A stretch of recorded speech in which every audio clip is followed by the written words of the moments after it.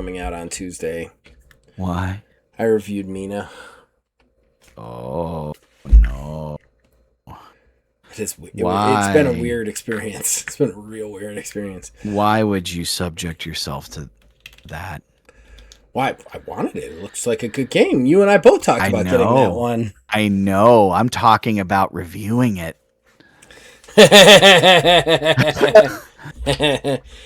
It's good, but like it's a snap judgment review. Are you going to have fun in the first 5 hours? Fuck no. You're going to die a fucking 50 times, not understand anything about what's going on, have no idea where you're supposed to be going, just death after death after death after death, and you're going to almost put this down.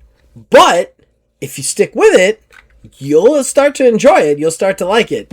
But the first 5 hours are fucking rough in that game. They're real rough. They're not good. They're not fun. I would not say they're fun. I do not like the way they did it at all in the beginning. Yeah, I've heard some people say that there's like complaints about things. One of the biggest complaints I've heard, I have no context for this at all Okay. whatsoever. So this may or may not make sense to you, but I guess there are some like certain portals that you can go through or something like that. I think they're mirrors or something. And Yeah. there's like one of them towards the end of the game that like you only know like what it's for and how to use it because like one side character is seen on the screen for a very brief moment doing that. And that's the only like example that it tells you of that. But like I said, I don't know what the context on any of that is. Here's my thing. I mean, one of the big things is like, yeah, they don't tell you anything. They tell you what's going on, but then they're like, fix it for us. Like you're supposed to know, but at the same time, like the problem I have, and I didn't actually say this part in the review, maybe I should have, but the problem I had is your character would know what to do. Your character's been here before and made the spark generators in the first place. That's what you got to do. You got to restart these generators. But I don't. I don't know where they are. I don't know how to get to them. I don't know what the fuck I'm supposed to be doing. Plus, the game is fucking hard. And I'm not talking about just like not telling you where to go. I'm talking about, especially in the beginning, like it is a game that like makes you earn the easiness because in the beginning you have nothing. So like as you play through it, shit gets way easier because you find extra lives and extra health bars and extra stuff like that. Kind of in the same vein as Zelda. But the thing with Zelda, there's usually at least a small portion where it's not that hard and it kind of teaches you the ropes. Everything kills you in 2 shots. Like, jumping is incredibly hard. Like, defending, the timing is...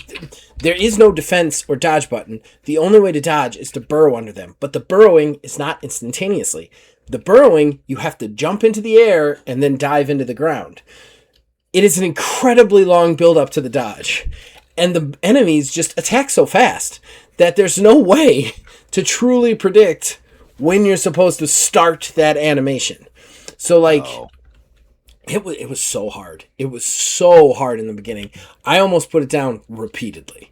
Like there was multiple times where I was like, I'm not gonna play this anymore. This is a waste of my time. And then I was like, you know what? I'll give it another try. I did it like 3 or 4 times where I was like, and then I've made some progress and I was like, okay, I'm making some progress. And then I got to a point and I'm like, I get to a point. I know you're there. Stop crawling under the chair. The floor is dirty. Stella, she's trying to scare me. She's failing pathetically. Come here, give me a hug. Go get some sleep. I love you. All right. But yeah, like it's just horribly unforgiving. It just curb stomps you for like 5 fucking hours straight, and then I get to a point, and I'm like, all right.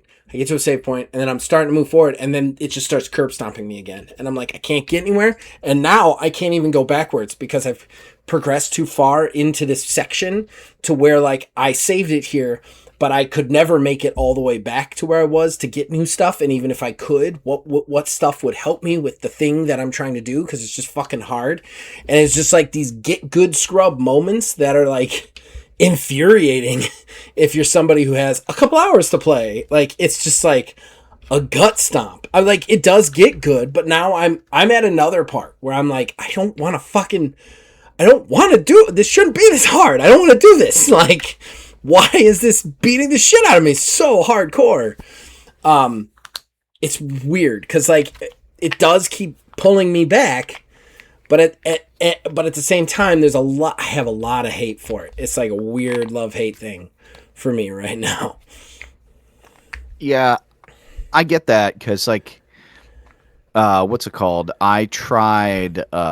It's kind of how I felt about Hollow Knight. Like, I felt like that was gonna be my jam. Yeah. And it was the most not my jam, right? Because it does. I mean, it's a tougher game, and I'm okay with a tougher game as long as it is like tough in segments and like those difficulty spikes are actually rewarding. Right.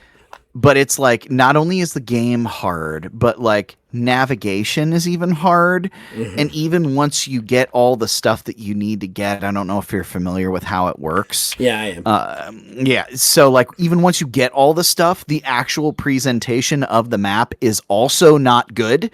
Mm-hmm. It just shows that the rooms are connected, not like how they're connected. Not like how, like with Castlevania or Metroid, like you'll get the box system. It's just like weird rough outline is attached to another weird rough outline. But there's like 3 entrances up here and like 2 over here. And it's just like you're just wandering in circles. I'll do you one better. Mina has no map. There's no map anywhere. That. No map anywhere. I'm already out. There is a map of where areas are, but it's just overall areas. You're in this giant area. Figure it out. And, like, you just have to memorize. I can't tell you how many times I've been getting lost. The other thing is, too, like I said, there's 6 generators in 6 different places. You know you've got to fix them. You don't know how to get to them. You don't. You don't know how to get to them. So, like, the absolute first map that I went to, I had to figure out a way to go through a secret passage, which I just found on random. And then I had to pass a cliff by collecting a secondary item and bringing it there to get up into this area that was a secret area, remember? And then that took me to the first area I managed to beat. Like, that's how much, like, what the fuck am I supposed to do?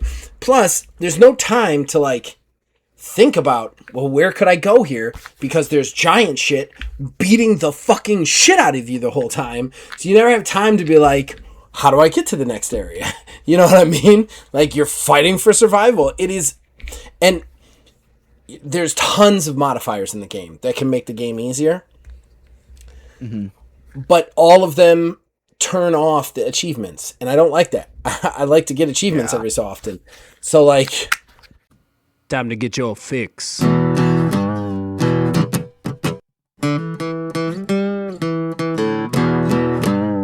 It's a horrible gaming podcast. It's not good, it's not great. Horrible gaming podcast. It's not even what you would call fair. It's really not that good.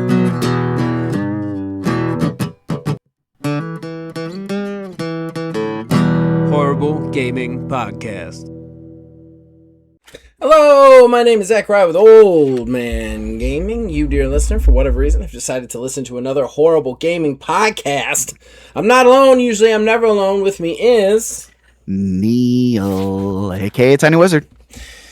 And yeah, we're here. We're doing another show. I think this one's going to be kind of fun. I mean, there's some news in there somewhere that's going to be a nightmare. But other than the giant fiery apocalypse that's happening, but we already talked about that. You guys know about that, so we're just gonna have some fun, and I think we're gonna talk about peripherals today. Is what Neil suggested. So that's what we're gonna talk about. And yeah, we're just gonna have some fun.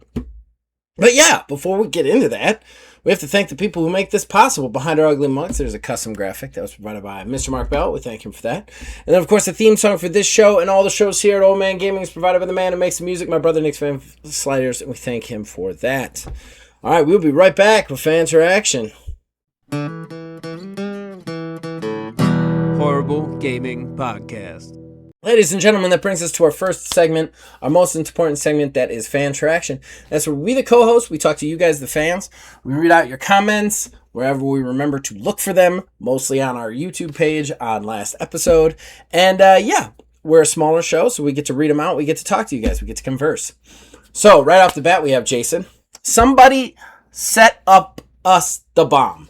You made an all your base are belong to us joke. I don't even remember making the all your I don't remember making it. Don't recall making that joke either, but you know what? I'm always happy when it shows back up. I was about to say, all your base are belong to us is always in my head. So, like, I'm not surprised that I made that joke. All right, so moving to William Hohen. Hi! Exclamation point. Neil, no kids these days won't have the same feelings towards old games as we do, because 90% of the games they are playing are live service games that don't have an ending or story, etc. Take some, leave some. I'm basing my observation on my own kids, so that's a limited sample to say the least. Some great shout-outs. Many games I never heard about, even though I really keep my ears on the ground about indie games. There's so many games nowadays, that's crazy. I'll shout out, once again, Afterplace, an open world Zelda-like with super fun dialogues. Thanks for the show, #so many games. So Afterplace, we actually nominated, I believe we nominated the developer behind Afterplace one of our horrible game years, if I recall correctly. Maybe. I think so. Maybe.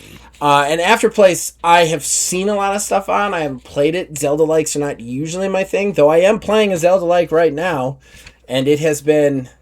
My review comes out for it. Well, my review will be out as of when this comes out, and I'm very nervous that I'm going to get a lot of, hate on it, but we'll see. Nonetheless... Afterplace looks like a really cool game. I gotta say, Will, my experience with kids is it's not even just a live service. My kid is a gamer. She has a computer upstairs. She loves playing video games. She plays video games for completely different reasons and completely different mechanics than I do. It's almost frustrating. There are very few games that we get into together, and Stella is a very, she loves Roblox, which is a live service game, like you said, but she doesn't love it. She loves it because she just creates characters and things that don't necessarily matter in any way, shape, or form. And it's one of the reasons I can never follow her, because she is way more interested in the creative character making, world building aspects than the game having any sort of point or forward motion in any way, shape, or form. And that's strange. That's a strange reason. The only game she's ever really gotten into that was hardcore was Silksong. And I still don't get that one.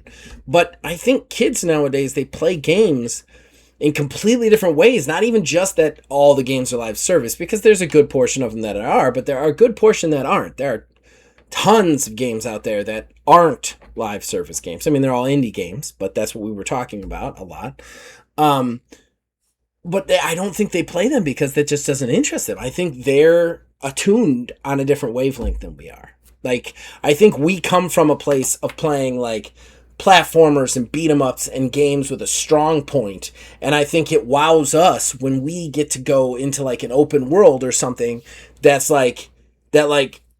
spreads our wings but still keeps us flowing forward, whereas they have grown up in that world where everything is super open, so they don't want to be forced to do anything. They just want to basically, it's like a toy box for them. It's like a digital toy box for them. So it's a very it's like a different mindset almost, in my opinion. I would actually kind of parrot that because I feel like nowadays even media is designed to be bite-sized, consumable quickly. Mm-hmm. That's what we have a lot of. It's a lot of mobile games for quick. It's gonna be the feeling of the game and the thrill of its changingness. I think is what they're gonna look back on fondly, if I were to guess. Like us, you know, like myself, even like we've had the same conversation when it comes to like the types of games or what you want in a game. I want you to tell me a story start to finish, hold my hand, guide me through, and present to me this story that you want to present. I want to get effectively a movie that I can play presented to me. That's what I'm here for. Right. But you know, everybody's got their whole like thing that they're after. It is very interesting though. The character creation side, I can see that part, but just like the world itself is interesting. Yeah. But like to not like interact with the world in that way is a little bit different to me. It's but very again, strange. everybody's got their own thing. Yeah. She used to play these games where they were just like big roads with built-in buildings and stuff, and you could summon anything you want, car, house, whatever, and then you just pretend to do stuff. You just, I'm going to go do some chopping, but there was no goal to it. You didn't need to eat. You just chopped to pretend. And like, or you could go to the police and you could become a cop, and then you're a cop, and then other people could pretend to be criminals, so you could go catch them and put them in the criminal place. Like, it's literally like a place to play pretend without actually just playing pretend. It's very strange. And I've played those with her. It's just, I can't stay with them because there becomes a point where I'm like, I have to earn something or do something or feel like I'm accomplishing anything, and I'm not. The character creation, she has multiple apps on her phone. These gacha, they're called Gacha Life, Gacha World, and they're just character creators. That's all they are. They don't have game mechanics in any way, shape, or form. They're just little anime figures that she makes, and that's it. And that's, yeah. I mean, there is some awful, some out there ones like Beat Block. She loves Beat Block. She likes like I said, she likes Silksong. She also really got into Wobble Dogs. We did a review on the channel, which people really liked. It's at like 91 views. But Wobble Dogs, my biggest problem with Wobble Dogs, I like Wobble Dogs. It's just, you make these dogs, they die in 30 minutes. You breed them, you create another dog, it dies, and that's it. There's no, you're not you're not breeding those dogs to fight them or take them to shows. You're not trying to accomplish anything. You're just, here's a dog, here's a new thing, experiment with it. And like, she loves that game. She goes back to it on a regular basis. I'm like, I'll only play it with her because that's fun, because she's there and we're messing with it. But like, by myself, I'm like, what would I even, like, why would I be playing it? There's no reason for me to be playing it. I don't know. I think kids, and I know this sounds like a boomer thing to say, but like, kids these days are just, they're on a different wavelength. I'm not saying it's shameful or anything. It's just like, for me, Skyrim was huge because it was like, I'm not playing a movie anymore. I'm literally in a world, creating a character and interacting with that world. And for me, that was huge. But at the same time, there's a lot of things that I can do and accomplish, and I get that freedom of choice to go do and accomplish something. But I need that still. I need the accomplishment. And there's nothing like that in their games. I think it's just a different mindset in a lot of ways. Different thing, yeah. Yeah. All right. Moving on. Jason, Hollywood has been retreading for a long time. Before superhero movies, they were into porting foreign, parentheses, especially Eastern or British, stuff, and Americanizing them and doing remakes, which they still keep doing. Fun fact, one of the ancient Mario Brothers movies writers was the co-creator of Bill and Ted, wrote the first Men in Black movie, and wrote a couple of episodes of Laverne and Shirley when young. The other two were National Lampoon writers. That's interesting. I believe the Bill and Ted, because Bill and Ted is a truly unique science fiction experience. But at the same time, it's really like somebody took a look at it and was like, what if Doctor Who, but American stoners? You know, like, is kind of what it is. So like I agree. I think there's some retreads. I think that there is still a way to be original in a space while still kind of retreading some stuff. Like you're taking ideas but putting them into a new thing. You know, you look at Yacht Club games. Yeah, you look at Yacht Club games like Shovel Knight, Mina the Harrower. They are very obvious kind of what they are supposed to be. Old school platforming games or old school top-down, role-playing games, but they take their own aspects and they make something completely original. I think that's great. I think that's art. I think that there is something about like what they do now, which is just remaking something. They're not like, let's make a new pirate game. Let's take this stuff from like Assassin's Creed Black Flag.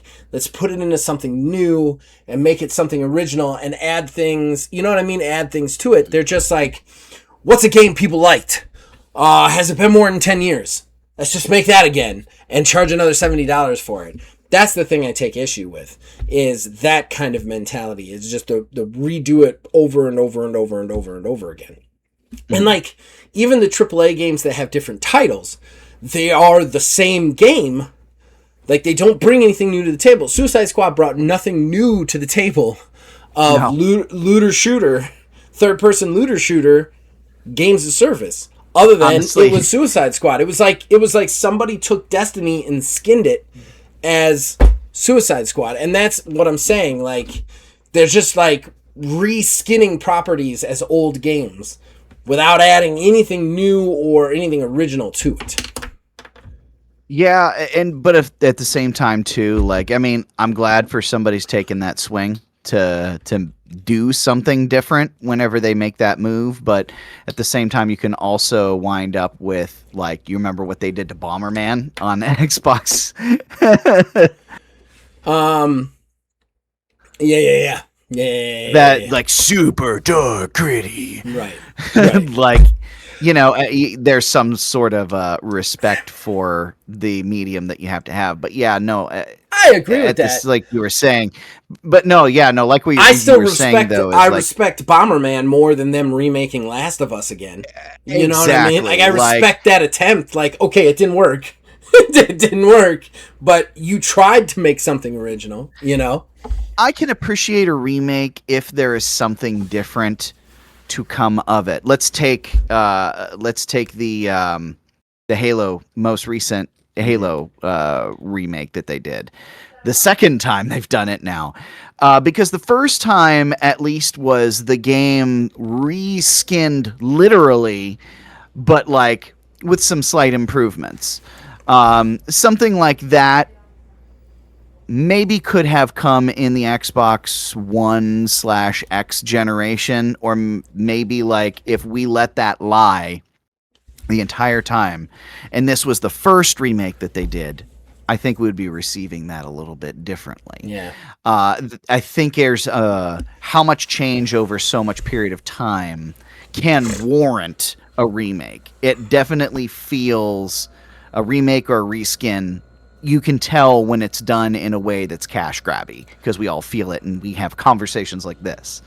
I mean, I guess at the same time, I feel like this latest Black Flag remake has been very cash grabby, especially since they jammed microtransactions in there, and it is still like the top selling Ubisoft game for the last like 3 or 4 years. So yeah, apparently the rest of the world does not agree with us on this.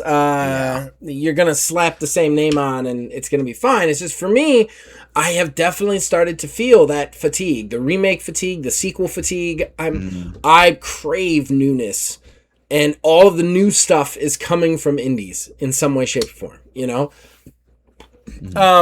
But to move on, Jason then continues.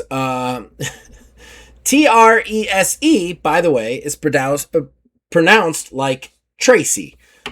Okay, so he is referring to what is now pronounced the Tracy brothers. I was pronouncing it like Treese or Trace. I was not doing it right. They were the Cyberknight Flashpoint developers. I apologize wholeheartedly. I wasn't trying to pronounce it wrong. I didn't know. Thank you, Jason. But the Tracy brothers, and like I said, Cyber Knight Flashpoint, great game. And then finally, Jason finishes it off with the nicest comment, and I truly appreciate it. He says, I tune in because y'all need heart emoji. Thank you, Jason. I can't do it like the kids do it. I don't think that. Thank you, It Jason. looked like a beat. It did. Let me show you. Here's a beat. My kid can do it really good. I can't. You gotta, do it. yeah, you gotta like. It's Well, that's it's like that. There's about- another way to do it. Like, I don't know. Not that. Not No, that. no, That no. wasn't the one. That was something else. That wasn't the one. I mean, it is in a different context. All right. Wait. What did you We're doing think the I was heart. doing? What? What At did I first, do? or just now? Oh no, that's a off-camera thing. Oh, good. That's an God. off-camera Oh, thing. it was just a vagina. All right. Yeah. Well, you got it. I didn't know why you were so upset about that one. Okay. I thought I like flashed like a neo-Nazi symbol by accident. or Oh something. no. I was just, You looked I really, was just confused. really It's upset. like we were two different things. No. Wildly different I was things. trying to do it. There's a way to do it I know. this way, and I don't know how to do it that way. That's how my kid does it. It's like a perfect heart. All right. We are going to take a break. We'll be right back with a conversation about peripherals, from what I understand. Horrible Gaming Podcast. Ladies and gentlemen, that brings us to talking points. Our talking point, not talking points. Like it's it's an NPR show. Marathon. Can I just have the this whole OG segment back? days? OG Oh, yeah. days when we used to have like 2 talking points and news. In the We hour and a realized half, quickly that 2 hour you and I days. talk too much for that. All right, so Neil, let's take it. You could take the lead on this one. This was your idea. I was just thinking about, because we may have touched on or had a conversation much like this once before, long ago, since Zach had brought it up. I think that may have happened once already, but I mean, if so, we always just talk about it. I'm just over here thinking about, all the different accessories and peripherals and controllers and everything that I've had for different game consoles over the years. The weird, funny, awesome things, the things that you would brag about, the things that you were embarrassed that you had. I don't know. Like, I feel like I had, just to kind of kick things off, I feel like I had most accessories for like portables, like Game Boys and stuff like that. Like, I remember specifically having for my Game Boy Color, it was a snap-on speaker thing on the bottom that also had turned the D-pad into a joystick and like made the buttons bigger, and it also had that clip-on magnifier light. So I would just like walk around with this just beast of a Frankenstein game console That's just to play hysterical. stuff out and about. That's hysterical.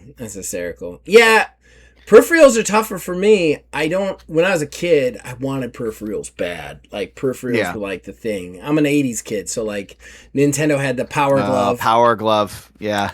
And you definitely wanted that, even though it was a terrible thing. What's funny is all of these peripherals, in hindsight, were terrible. There was this one, I remember it very vividly. It was called the Action Pad or something. It was this little hexagon thing for Nintendo, and you put it on the ground, and you plugged it into your Nintendo, and you stood in it, and then your actions inside the hexagon, like, decided what you did on the Nintendo. I was like, this is for, I'm in the game. This is the future, dude. Right. I wanted it so bad. It was more than a Nintendo by like three times, and my parents were just like, no, we don't even have a place for that. We live in an apartment. So like, I never got that. But the thing is, later years, I found out about it. It was terrible. It didn't work at all because you had to put your hand or leg in certain areas to trigger the different buttons. It wasn't like I kick character kicks. It was I have to kick over the A and that makes them jump. It was terrible. It was terrible to figure out how to do it. Doing like these things. Yes. Yes. Like you have to put like an arm out to go forward and then take it off. Like it was not a good peripheral whatsoever. Whatsoever. So like those were the peripherals I wanted when I was a kid. I'm trying to think of peripherals I actually owned, right? Mm-hmm. So there's only a couple. There is would that even count? Peripherals are hard for me. They're hard.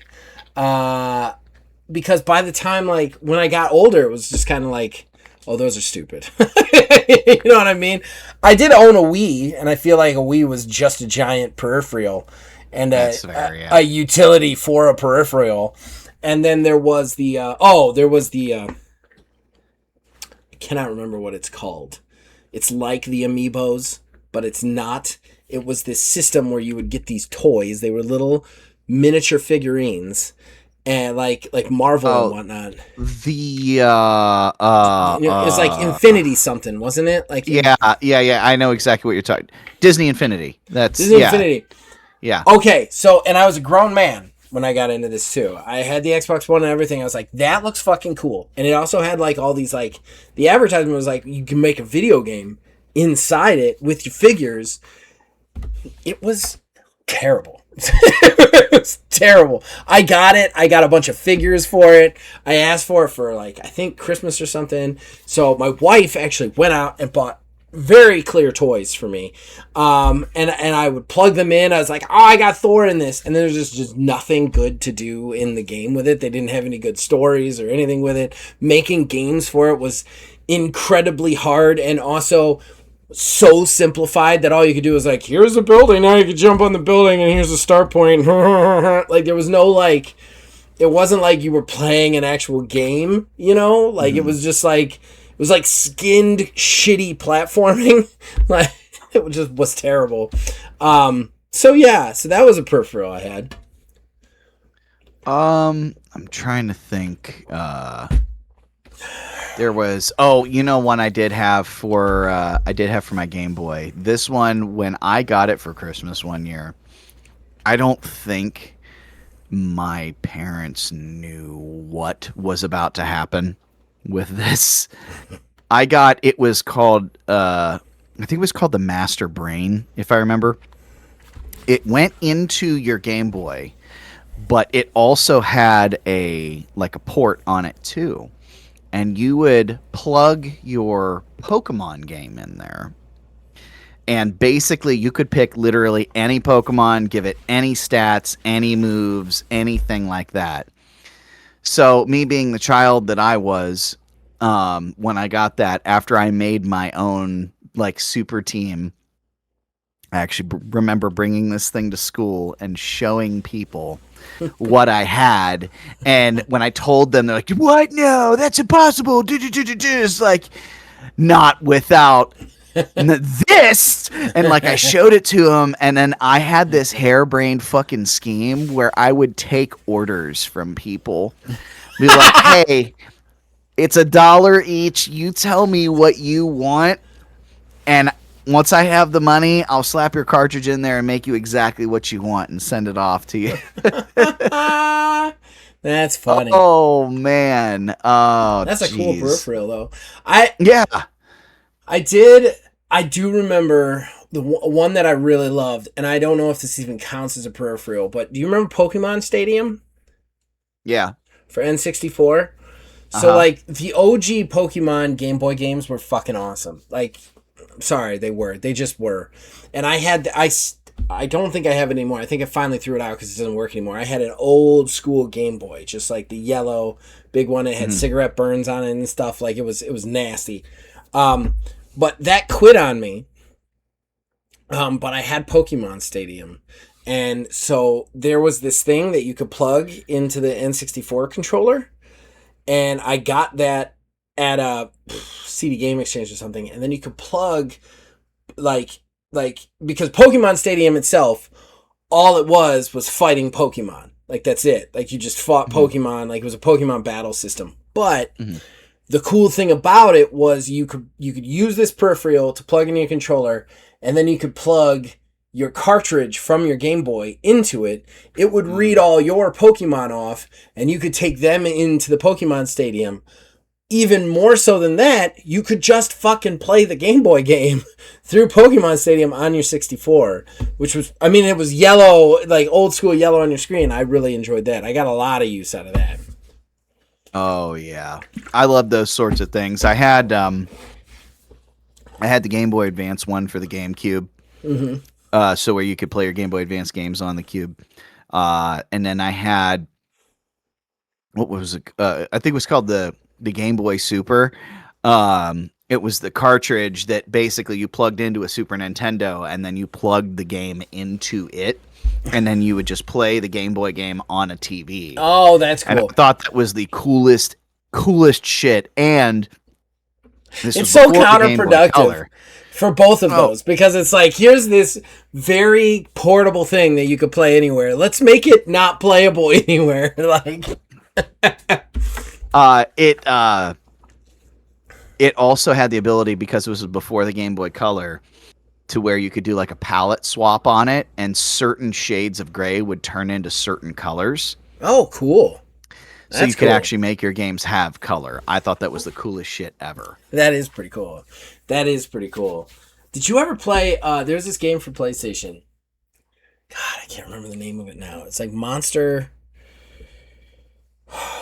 something. And so like back in the day, if anybody listening to this who isn't like 1,000 like I am, back in the day you had these things called memory cards for your PlayStations. Oh, and Jesus. your PlayStation 2s. And these things called, stop it. Oh. Yeah, you plug the memory card into like a port, and all of your data is saved on the memory card instead of the actual console itself. This game, you would put it in, and it was like a Pokemon game, right? But it would make the monsters out of your save data. So like you go into the monster like creation thing, and you'd be like choose a save data to make the monster based off of, and then you'd be like NHL whatever, and then it would create a monster unique to that based on that game, basically. What was that fucking called? It was so much fun. I remember loving that game. It was a Monster Rancher, was it? I think it might have been Monster Rancher. Monster game that used... I think I remember hearing something about that. I feel like I remember hearing something about that at some point. Dragon Seeds. That's what it is. PlayStation 1, Dragon Seeds. It would like create like dragons. Oh, yep, this is the game. This is the box art and everything. It was Jellico. You would like instead of using physical music CDs, like Monster Rancher used music CDs. Mm-hmm. They would use music CDs. Dragon Seeds used your save files from the PlayStation memory card to generate unique monster stats and attributes. Yeah. That is so unique. It's so crazy.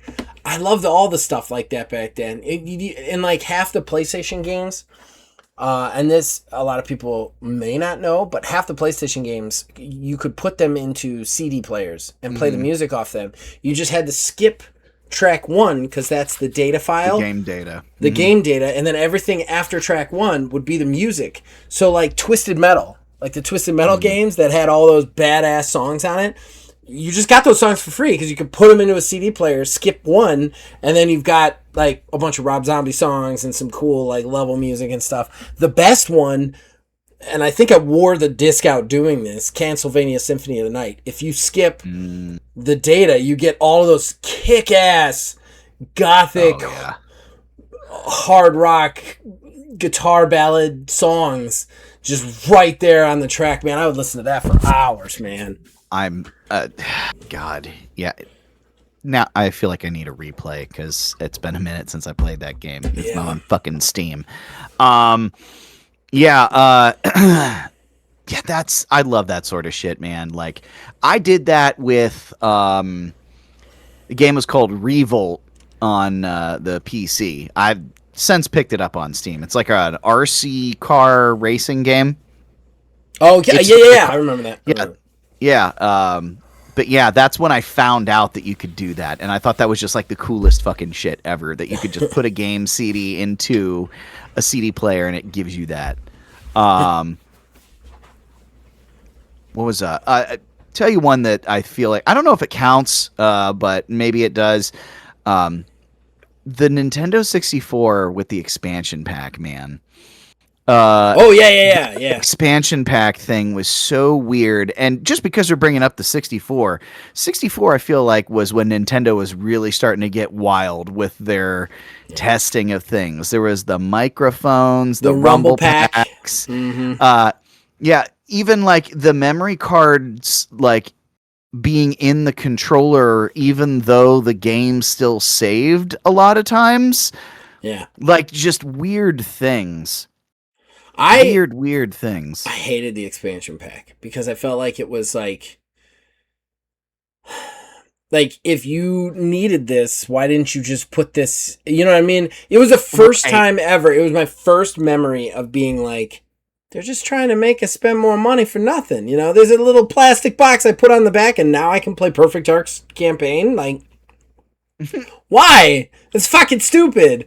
That was the first time ever where I was like, they took a thing, they scaled it down and cut part of it off so that they could sell it to us later. It was the first time I felt microtransactions in my life. And I always remember, this tainted me on Nintendo 64 a lot. Have you ever seen a Steel Battalion controller? I actually have seen one of those in real life. I should probably talk about that. No. I'm sure I've mentioned it in the 300 plus episodes that we've talked about video games on here, but do you know what Steel Battalion is?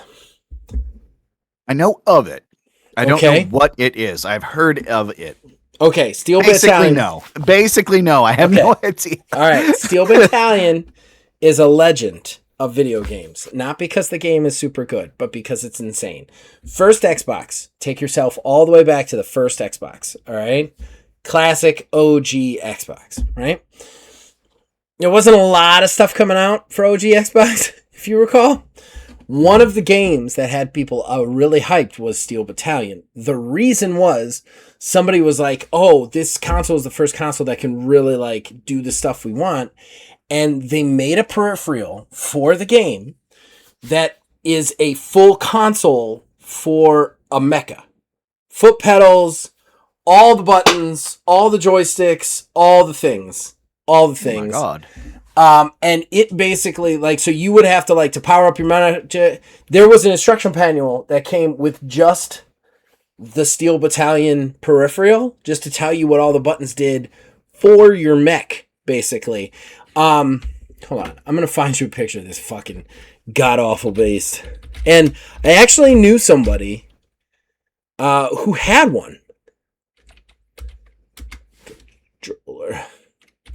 It's like a whole like flight rig set up almost. He took his coffee table, he turned it into an entire flight rig. He had to put the pedals under it, it is it's a full full thing.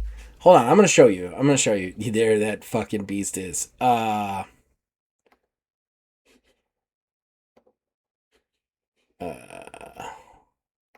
Save images. There.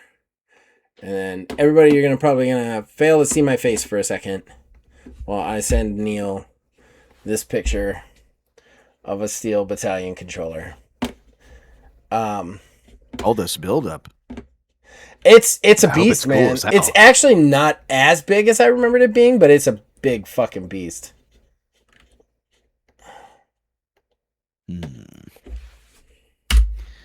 All right, here it comes. Okay. That is a lot. That's a lot, man. It's a lot.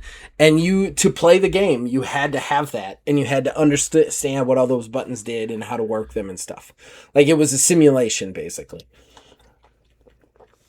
I don't know if that's cool as hell or dumb. Right? I remember seeing it and being like, what? And the game itself cost more than the Xbox. like with the peripheral, you had to spend some like $250, $300 on it. And this is back in the day, man. Back in the day when consoles were like $200 out the gate, you know? Yeah, like it is crazy to think about how much that costs. And I actually saw one. I got to play with one. I died immediately. I could not make it work for me at all. I think it would be very entertaining to see somebody successfully use one of these things. Oh man, he would die constantly. I think he was a little let down because he was really excited about it, and then like he got on it, and it's like, oh, I'm not a good mecha pilot. But yeah, they're ridiculous. They're ridiculous. I did see one of those in real life, so I have to mention it. Oh yeah, that's super cool. Honestly, I'm trying to think too, like.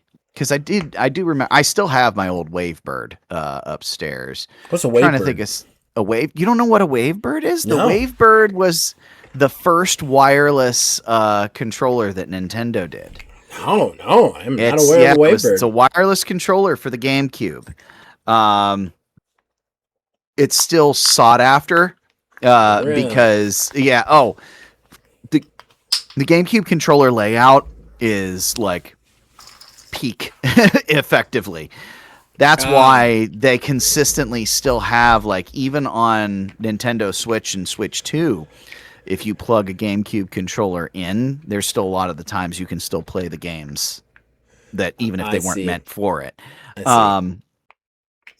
But yeah, oh man, that GameCube controller was absolutely wonderful. I was a big fan of like storage systems for for game consoles, like ones that it was like a vertical stand that like held all the games to.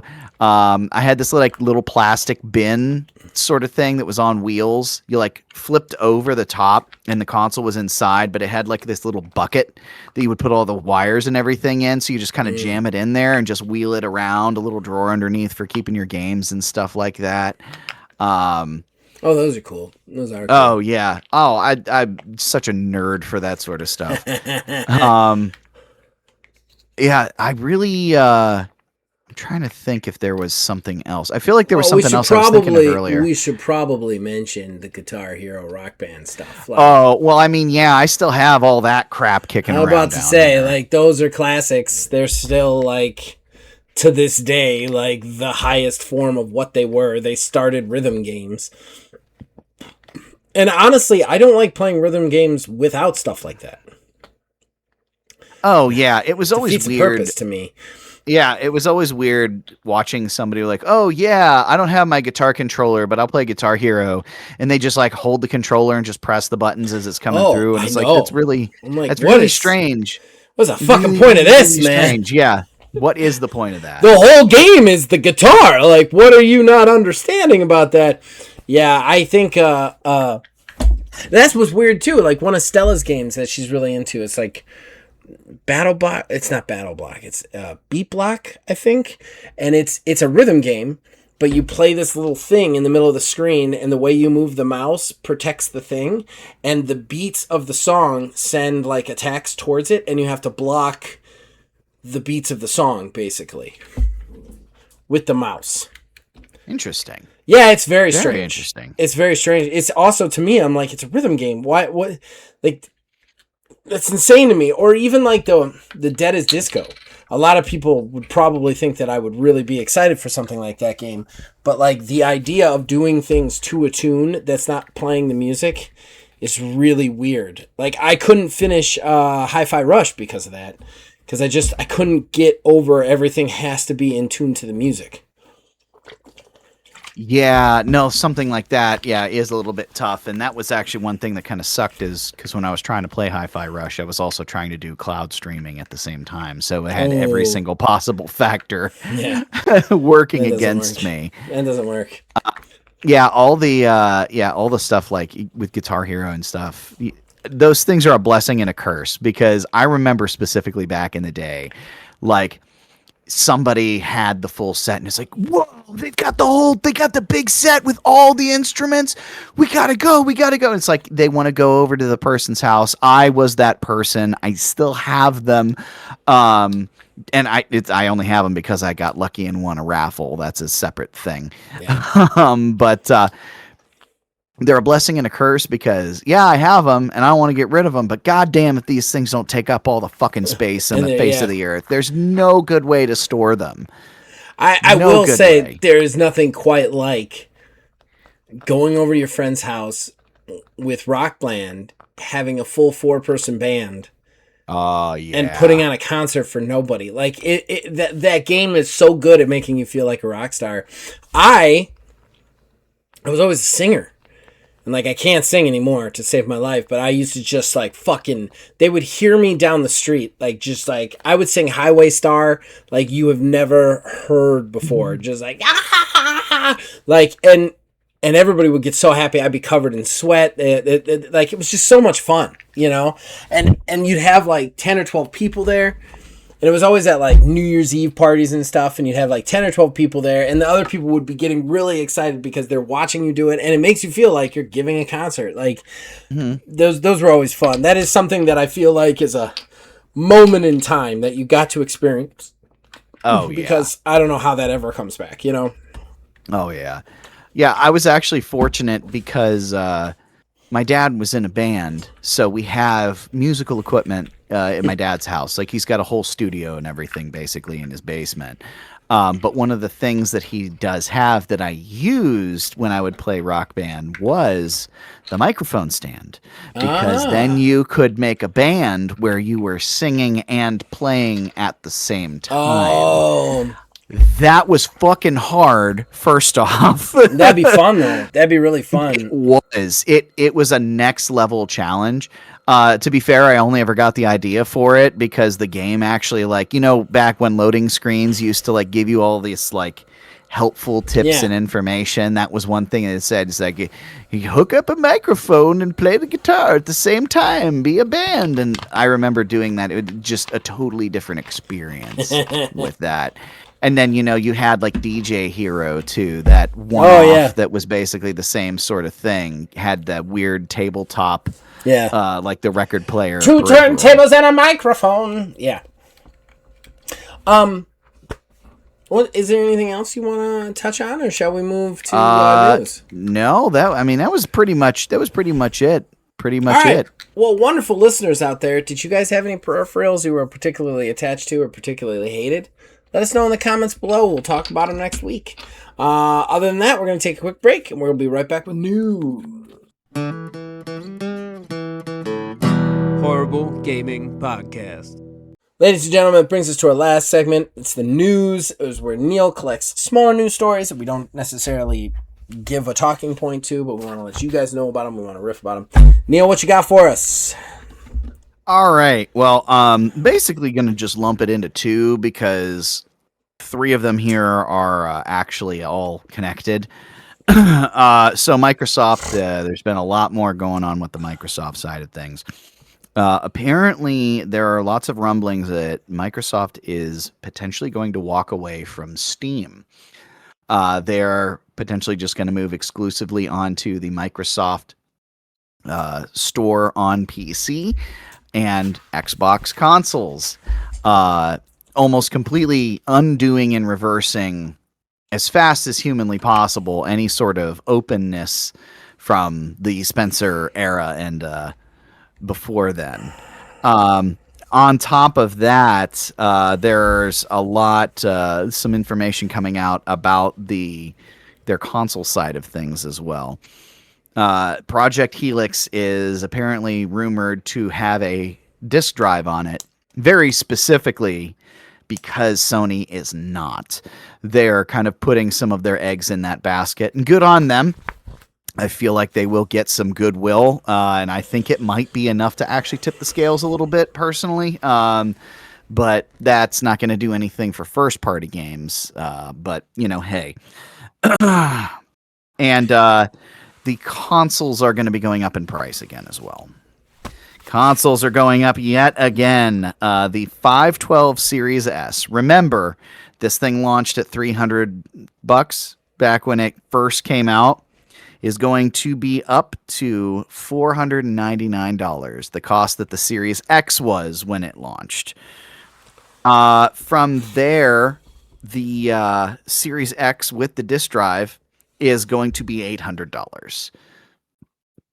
$800. That is also $150 cheaper, basically, than a PS5 Pro. Well, I guess that was pre-price increase. But yeah, like, what in the absolute shit is happening? Well, I mean, the AI bullshit is destroying gaming for us. In addition to that, like I said, like they think that they think that the reason they're not making money is they've made it too available to sell is the dumbest thing I've ever heard in my life. Like, first of all, you want to go to war with Steam with amazing, groundbreaking first-party games that score 5 out of 10, 6 out of 10, 7 out of 10? Knock yourselves out. You've got nothing. You've got no first-party games. Not to mention the fact even if you did have first-party games, you just gutted your fucking studios. The only thing we know is coming is another Elder Scrolls sometime possibly before I die, and another Fallout sometime possibly before I die, from studios that have been absolutely gutted. Like, melon balled the fuck out. They're not there anymore. All the other games that you had, like State of Decay 3, anything from Double Fine, all of those games are gone. They're not in Xbox's library anymore, not their first party library. They are their own thing. They're independent. We've already learned the details are that they are not beholden to Xbox in any way, shape, or form once they leave. So what are you going to go to Steam for? Do you think anybody's going to be, I'm going to leave Steam for fucking Grounded 2? Like, just Grounded 2? They're not. Like you don't have anything to offer fans. You haven't had anything to offer fans for years. That's been the biggest complaint, not the availability of the things, but the things that you didn't have to offer. You have never had less to offer your fans than right now. And this is the time you're going to be like, we're going to go into our own ecosystem. Good fucking luck with that. Have fucking fun. And I'll be the first one to show up and put the dirt on that stupid X's coffin because you're fucking done, as far as I'm concerned. Like, at least Sony has some first-party games that people are going to miss.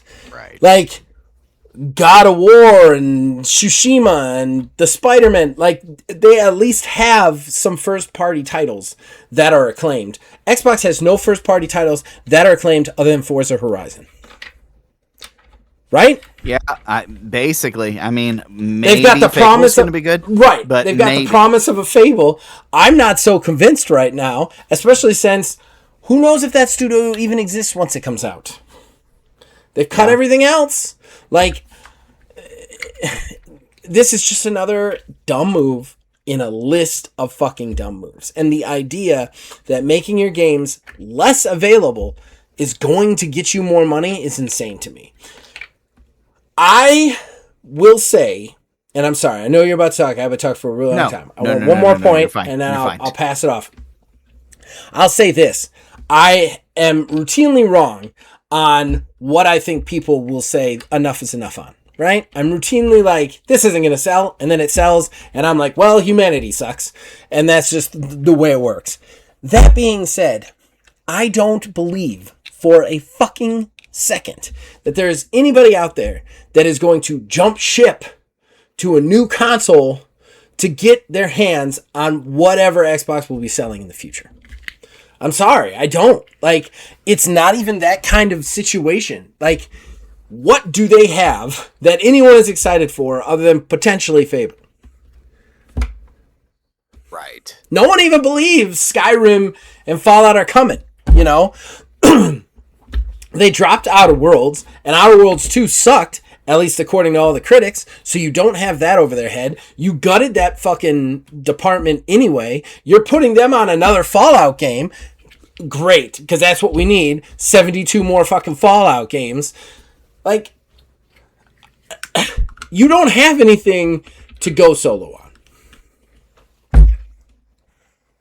Yeah, definitely a very interesting move from them wanting to do that.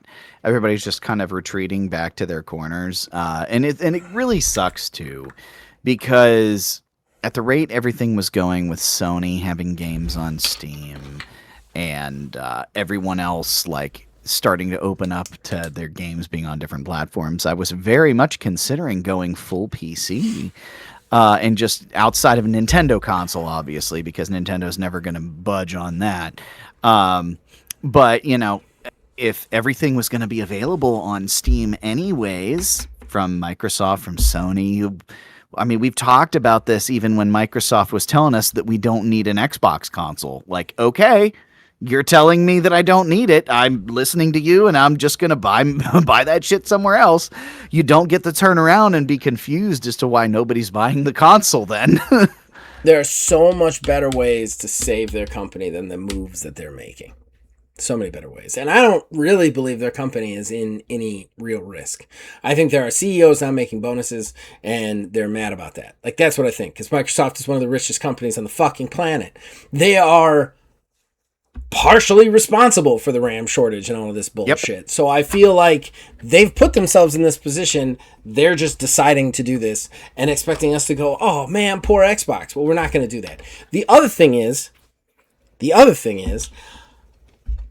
I say stay PC only. Stay PC only. What are they going to really offer you that's going to give you a reason to buy the next $1,200 console? Like, Xbox has nothing to show for anything right now.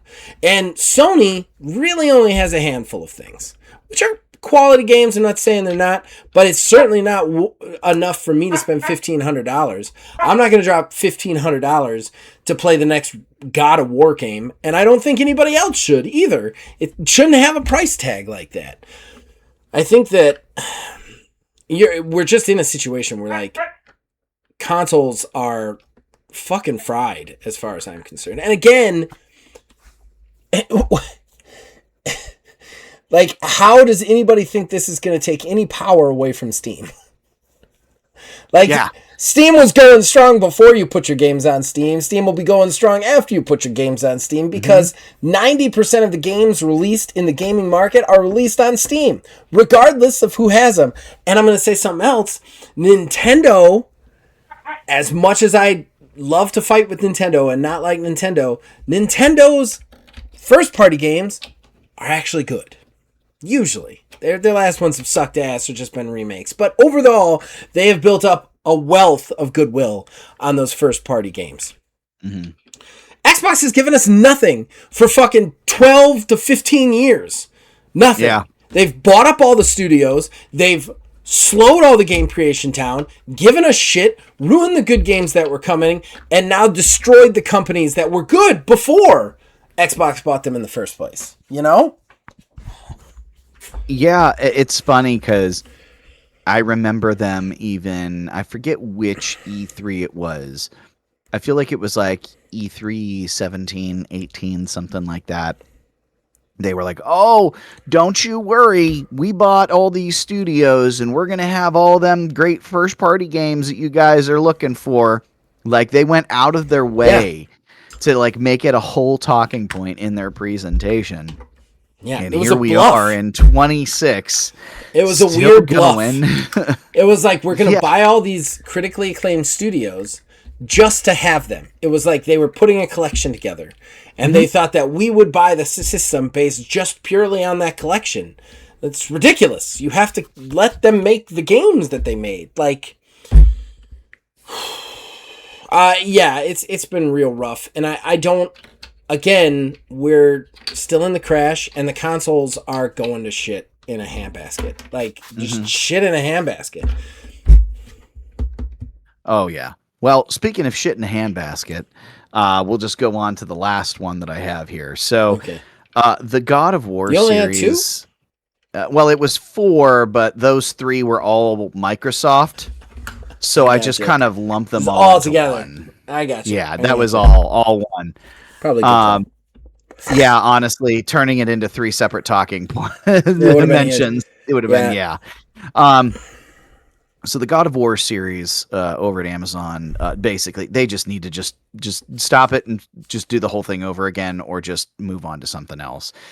So not only is the guy who played Kratos being recast, but there are two fairly main characters from the Norse side of things that are also going to be recast in season 2.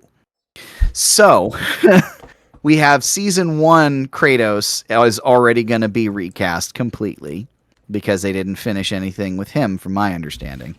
But after they get through all of that, the actors who play Thrud and Atreus are both going to be recast, apparently. So you might as well just restart the whole freaking show from scratch, or just like nix it, because it is just like turning into one of those stories where it's like everything's going bad, everything's wrong. That's all people are going to be talking about whenever this thing actually shows light of day. Who's Thrud? Thrud is, if I remember correctly, one of Thor's daughters. Yes. And Atreus is his son, right? Yes. Okay, here's the thing. Atreus I'd be okay with, because kids get older faster than movies and shows get filmed for story content. So often, like, you'll have a kid who can play, like, you know, a 10-year-old or 11-year-old kid looks 32 because they are 32 by the time you get to season 2. So I don't necessarily mind that recasting. You know, I think that the bigger thing is the main character being recast and done, which you had already pointed out the last time you brought this story up. I think that's the one that should be like, maybe we should reconsider some stuff, you know? Yeah. But at the same time, how much money have they already spent filming that fucking thing? Yeah, I mean, it's a sunk cost fallacy at this point. I mean, they could have their out, because the Norse mythology games, there are only 2 of them. They could do season 1, season 2, and just walk away from it and just be like, okay, we're done. So I mean, they would have that option there, but I don't know, man. Like, if it's for aging purposes, it would make sense. But I mean, nobody really changes in the span of time, because God of War and God of War Ragnarok technically only take place, I think, 1 year apart. But that's what I'm saying. So like Atreus, by the time they film the second season, Atreus is going to look 32. He's not going to look. That's what I'm saying. Yeah, I see what you're he's saying going now. to age out of the role before they can do season 2. That's what I was saying. Is that like that for that exact reason? The story is only going to be like 2 years. The show is going to be 8 years in between itself. You know, so at that point, you know, your 13-year-old is going to look. He's going to be 20, so like it's going to be a completely different person, you know. That's fair. But yeah, that's it. That's all we got. That is it. That is all we got. Let's wrap this thing up. Get some sleep. We'll be right back with your plugs, guys. Horrible Gaming Podcast. All right, ladies and gentlemen, that's the end of the show and the shameless self-promotion that, and well, this is the end of the show and the shameless self-promotion that comes with it. Neil, would you like to plug anything, sir? Yeah, a little bit of here, a little bit of there, a little bit of this, a little bit of that. I am in the midst of us getting the Fate Protocol stuff going here. That's been fun, because it's a different type of rule than I've ever played before. Any character I've ever played's been the same thing, done the same thing. This is completely different. It's scary and it works. It's very but cool. outside very of that, we still have BG3L3 kicking around, and of course, obviously, we're still doing this here as well. Yes. Yeah, we do all those things. We do a bunch of things. We have actual plays. We have TTRPG podcasts. We have video game podcasts. I am thinking I am going to be attempting to stream again, possibly this week, and get back into the streaming. So I'm excited about that.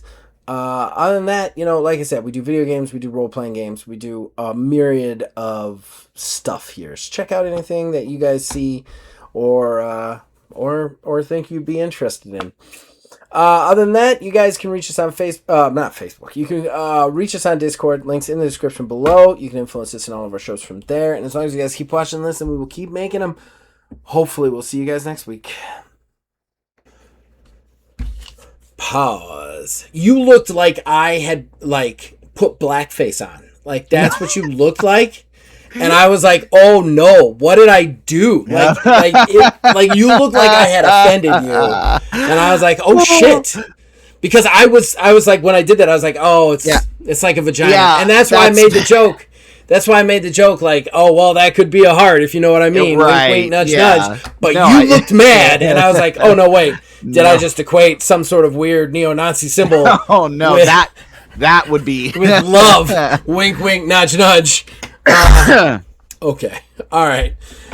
And then you said off camera, and I was like, "We've talked about vaginas before." Like, I don't feel like this subject is completely taboo, so it's got to be some sort of weird, racist Nazi symbol. No, we're definitely not like we're not a family show by any stretch. But no, dude, that is something truly I worry about now. I never used to be that way, but now it's like I am so afraid to say a word and it somehow lost its meaning and become some kind of evil shit, and I didn't get the memo about it, like, oh, anybody want a snow cone? Everybody just look at me like, how could you possibly say that? Like, it's shaved ice with flavoring. I'm sorry, don't cancel me. Yeah.